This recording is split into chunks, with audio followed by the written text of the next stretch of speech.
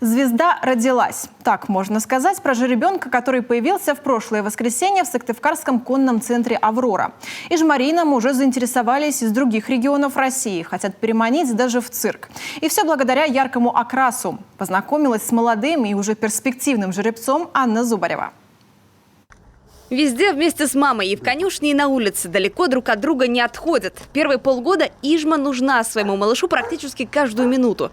Это только на первый взгляд он выглядит вполне самостоятельным. Так уж эволюционно сложилось. После родов новорожденные жеребята встают на свои 4 уже в первые полчаса. Бегают так, что наша камера едва успевает поймать этого шустрого парня в кадр. Как видите, он чувствует себя прекрасно, потому что, да, на редкость жеребенок крепкий, здоровый, хороший костяк, мускулатура, очень приятный у него темперамент, тип нервной системы, то есть очень желательный для работы с человеком.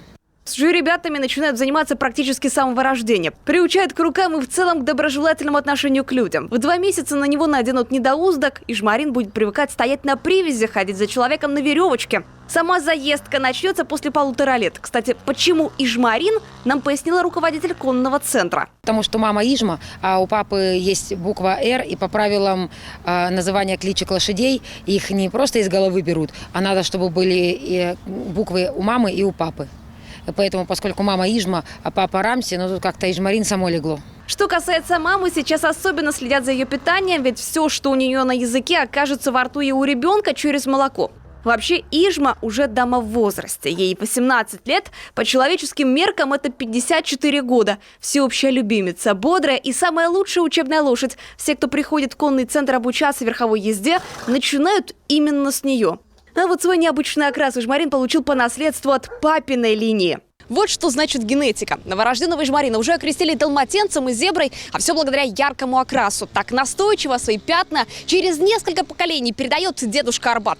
И даже дедушка не был настолько ярким. Всего сейчас в центре 30 лошадей, и буквально за последний месяц родились 6 малышей. Для весны это нормально. Кто-то останется в хозяйстве, а кто-то осенью покинет Аврору. Что будет с Ижмарином, пока не ясно. Но то, что он привлекает к себе всестороннее внимание, это факт. Насчет этого же ребенка поступает очень много предложений из всей России. Его спрашивают другие регионы, в другие города. Его очень просят в цирк, потому что он вот такой интересный, необычный и будет, конечно, привлекать внимание и располагать к себе.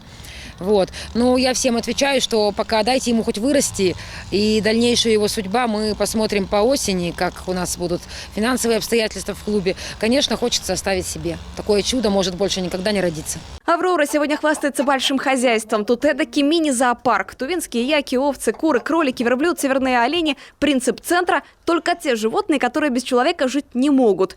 И вот еще одна диковинка – дамасская шами, иначе как пакистанская коза. Это породный признак, у них голубые глаза, видите, такие вот. Злата, девочка.